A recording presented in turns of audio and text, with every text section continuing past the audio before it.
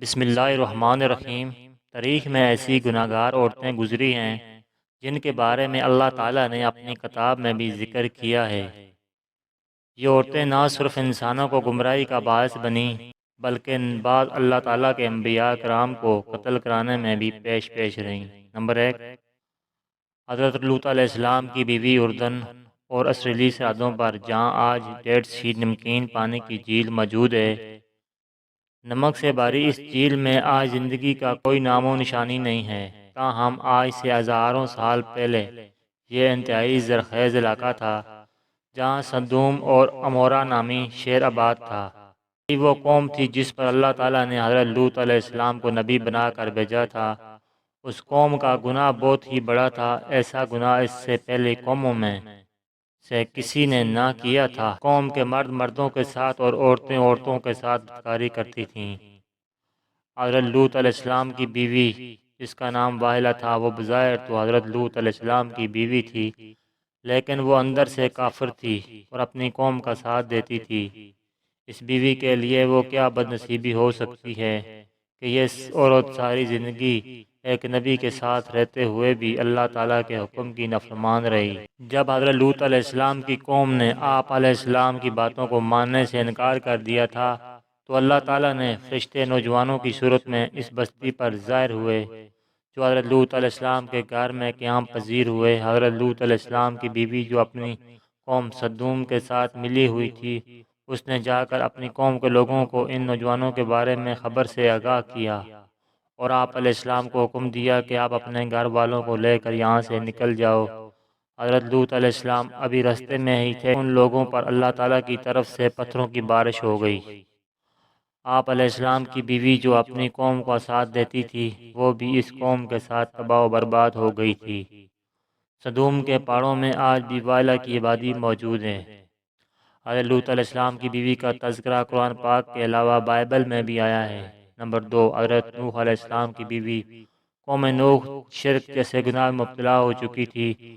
اس قوم کے لوگوں نے اپنے سرداروں اور نیک لوگ کے بت بنائے، ان کی عبادت اور پوجا شروع کر دی۔ اللہ تعالیٰ نے نوح علیہ السلام کو اس قوم پر مبعوث فرمایا۔ یہ قوم اتنی ظالم اور نافرمان تھی، اس قوم کے لوگ آپ علیہ السلام کے گھر داخل ہو کر آپ علیہ السلام پر ظلم کرتے اور آپ علیہ السلام کو بے یار و مددگار چھوڑ جاتے۔ حضرت نوح علیہ السلام کو مجلسوں سے نکال دیا جاتا تھا۔ حضرت نوح علیہ السلام کی بیوی بھی ان کافروں سے ملی ہوئی تھی۔ مفسرین حضرت نوح علیہ السلام کی بیوی کا نام واحلہ بیان کرتے ہیں۔ یہ عورت کافرہ ہی نہیں بلکہ ان کا رہن سہن بھی کافروں جیسا تھا۔ حضرت نوح علیہ السلام کی بیوی کافروں میں شریک ہو کر آپ علیہ السلام دیوانہ اور مجنون قرار دیتی تھی۔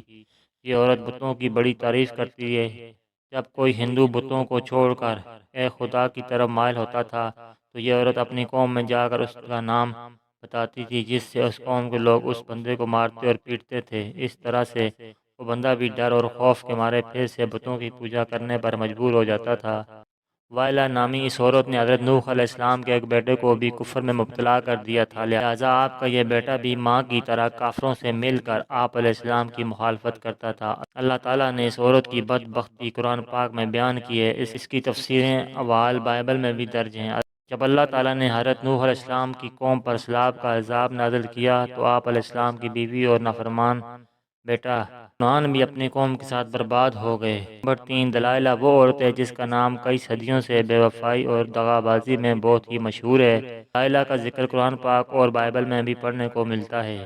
واقعہ کچھ یوں ہے کہ حضرت موسیٰ علیہ السلام کی وفات کے بعد بنی اسرائیل کی قوم مالکہ کی محکوم بن گئی تو اللہ تعالیٰ نے اس قوم میں بہت ہی طاقتور لڑکے کو پیدا کیا جس کا نام سمسن تھا۔ سمسن اس قدر طاقتور تھا کہ اکیلا ہی کئی ہزار بندوں کا مقابلہ کر لیتا تھا۔ قوم بنی اسرائیل نے اس بندے کی صلاحیت اور بہادری دیکھتے ہوئے سمسن کو اپنا قاضی کے عہدے پر فائز کر دیا تھا اور اس کی طاقت کے ذریعے قوم عمالقہ پر فتح حاصل کرنے کی کوشش میں لگ گئی تھی۔ دوسری طرف قوم عمالقہ سمسن کی طاقت پر قابو نہ پا سکی۔ انہوں نے اپنی قوم کی ایک لڑکی جس کا نام دلائلہ تھا، اس کو سمسن کی بہادری اور ان کی صلاحیتوں کا راز دریافت کرنے کے لیے سمسن کے پاس بھیجا تھا۔ سمسن اس لڑکی کو دیکھ کر پاگل ہو گیا اور اس لڑکی کی محبت میں دیوانہ ہو گیا۔ اس نے اس لڑکی کی اپنی صلاحیت کے سب راز بھی بتا دیے تھے۔ سمسن نے کہا کہ اس کی طاقت کا راز اس کے لیے لمبے بال ہیں۔ ایک دن موقع پاتے ہی دلائلہ نے سمسن کے لمبے بال کاٹ دیے تھے۔ اسی رات قوم ہمالکہ نے بھی سمسن پر حملہ کر کے اس کو گرفتار کر لیا تھا۔ جب ایک دن قوم ہمالکہ سمسن کو گرفتار کر کے جشن منا رہی تھی تو سمسن نے اللہ تعالیٰ سے دعا کی، اللہ تعالیٰ مجھے معاف کر دیں۔ اللہ تعالیٰ نے سمسن کی دعا کو قبول کرتے ہوئے اس کی تمام طاقت واپس لوٹا دی۔ جس ستون کے ساتھ سمسن کو باندھا گیا تھا، سمسن نے اس ستون کو اپنی طاقت سے کھینچا تو سارے کا سارا محل زمین پر گر گیا، جس کے نتیجے میں دلائلہ اور قوم مالکہ کے بے شمار لوگ موت کی گھاٹ اتر گئے تھے۔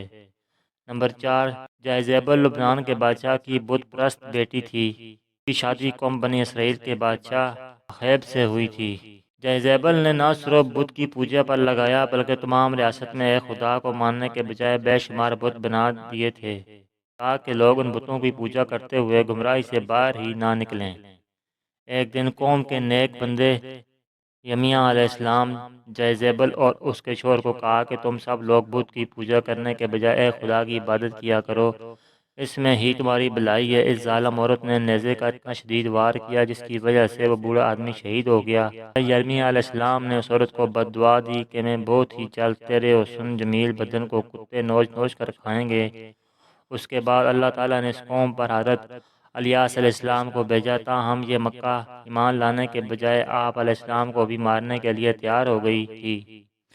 پھر ایک دن حضرت یرمیہ علیہ السلام کی بد دعا رنگ لائی اور ملک اسرائیل پر سرحدوں کے قبائلی وحشی نے حملہ کر دیا۔ ان لوگوں نے ملکہ جائزیبل کو زخمی حالت میں سڑک پر پھینک دیا تھا، یہاں تک کہ بہت سے جنگلی کتے جائزیبل کے ارد گرد جمع ہو گئے تھے۔ کتے نے اس لاش کو نوچ نوچ کر کھا لیا۔ نمبر 5، عطالیہ حضرت الیاس علیہ السلام کے دور سے تعلق رکھنے والی ایک جائزیبل کی بیٹی تھی جس کا نام عطالیہ تھا۔ یہ لڑکی بھی اپنی ماں کی طرح بہت ہی حسین و جمیل تھی، یہ بھی کافر تھی۔ اس کی شادی یہودی کے بادشاہ یہورام سے ہوئی تھی۔ اس قوم میں بھی ہر جگہ بتوں کی عبادت ہونے لگی تھی۔ اس قوم پر بھی وحشی لوگوں نے حملہ کیا تھا جس کی وجہ سے وحشی لوگوں نے بہورام بھی قتل کرنا چاہا، لیکن یہ بادشاہ ایک غار میں چھپ گیا تھا جس کی وجہ سے اس غار میں ہی اس بادشاہ کی موت واقع ہو گئی تھی۔ جب وحشی ملکہ عطالیہ اور اس کی بیٹی اغزالیہ اپنے ساتھ ہی لے گئے تھے، ان ماں بیٹی کو بہت ہی زیادہ ذلیل کرنے کے بعد ماں اور بیٹی کو آزاد کر دیا تھا۔ اس کے بعد عطالیہ نے بتوں کی عبادت سے توبہ کر کے حضرت موسیٰ علیہ السلام کے مذہب پر آ گئی تھی، لیکن اس تبدیلی کو سال ہی نہ گزرا تھا کہ عطالیہ پھر کفرانہ کاموں کی طرف لوٹ آئی تھی۔ اس کی بیٹی کے قتل کے بعد ملکہ عطالیہ کو ہی سلطنت یہودا کا تاج پہنا دیا گیا تھا۔ اس نے اپنی دولت کے نشے میں آ کر اپنے پوتوں کو قتل کروا دیا تھا، پھر اپنی رعایا پر بھی بہت ہی ظلم و ستم کرنے لگی، تاہم اس کا پوتا جو اس سے جان بچانے میں کامیاب ہو گیا تھا، یہودا کے لوگوں نے اس کو اپنا بادشاہ بنا لیا تھا۔ یہ ملکہ عطالیہ اپنے مال کے باہر اپنی قوم کے ہاتھ بہت ہی ذلیل و رسوا ہو کر مر گئی۔ عطالیہ کا ذکر بھی بائبل میں تفصیل کے ساتھ موجود ہے۔ Number 6، Herodias. اگر تاریخی انسان کی سب سے گناہ گار عورت کہا جاتا ہے تو غلط نہ ہوگا، کیونکہ یہ عورت حضرت یحییٰ علیہ السلام کے قتل کی ذمہ دار ہے۔ یہ حضرت یحییٰ علیہ السلام یہ حضرت عیسیٰ علیہ السلام کی پیدائش سے چند برس پہلے کی بات ہے کہ ہیروڈیاس ایک غریب اور بہت ہی حسین و جمیل عورت تھی، فلسطین کے خاندان کی بہو بن گئی۔ ابتداء شاہ کے دوسرے بیٹے ہربرٹ سے ہوئی تھی۔ اسی ہیروڈاس کے گھر ایک لڑکی پیدا ہوئی، تاہم جب وراثت کی تقسیم کے بعد جب ہیروڈیاس نے دیکھا کہ سب سے زیادہ طاقتور کلب کے بھائی اینٹی باس کے حصے میں آئی ہے تو اس نے اپنی شوہر کو چھوڑ کر اینٹی باس سے ہی شادی کر لی تھی۔ ان دنوں اللہ تعالیٰ نے نبی حضرت یحییٰ علیہ السلام، جنہیں اہل کتاب یوحنا کے نام سے پکارتے ہیں، لوگوں کا درس تدریس دینے لگے۔ ہیروڈیاس کو اس کی دینی باتیں پسند نہ تھیں، جس کی وجہ سے اس نے حضرت یحییٰ علیہ السلام گرفتار کروا دیا۔ ہیروڈیاس نے کافی بار کوشش کی کہ وہ اپنے شوہر اینٹی باس سے آپ علیہ السلام سے قتل کے احکامات جاری کروائے، تاکہ اینٹی باس ایسا نہ کر سکا۔ ہیروڈیاس کی بیٹی سلومی اب جوان ہو چکی تھی۔ جب اس نے حضرت یحییٰ علیہ السلام کی معصومیت اور نور کو دیکھا تو وہ آپ علیہ السلام پر فدا ہو گئی تھی۔ اس نے آپ علیہ السلام کو گناہ کی دعوت دی، لیکن آپ علیہ السلام نے اس کی طرف آنکھ اٹھا کر بھی نہ دیکھا۔